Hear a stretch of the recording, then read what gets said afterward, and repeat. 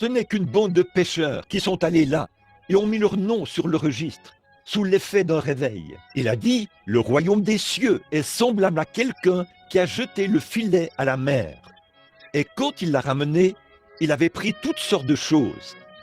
Il avait des tortues, il avait des langoustes, il avait des tortues d'eau douce, il avait des araignées, il avait des insectes marins, il avait des serpents, c'est vrai.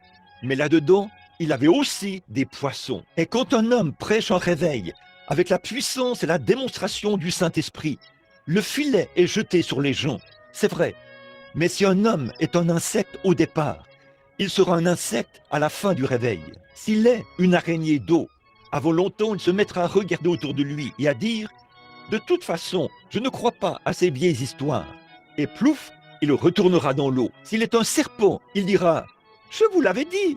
Et il repartira. Il était un serpent au départ. C'était ça, sa nature.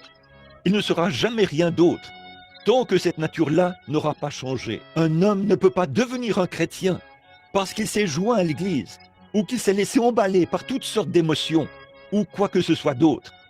Il faut que ce soit une véritable naissance de l'esprit, qu'il soit sincère, qu'il meure à lui-même, qu'il réclame à grands cris et qu'il reste là jusqu'à ce qu'il soit 2 fois mort. Souvenez-vous, la vie ne peut provenir que de la mort. Un grain de blé, s'il reste, il reste seul.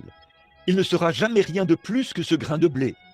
Si le grain de blé ne tombe en terre, il reste seul. Mais quand il tombe en terre, il pourrit, se contamine, et de cette corruption sort le germe de vie, qui lui donne la vie et produit davantage de grains. Si l'Église ne naît de nouveau, ne meurt à ses credos et à ses théologies, et ainsi de suite, et ne naît de nouveau de l'Esprit de Dieu, elle sera une vieille Église froide, formaliste, impie, indifférente.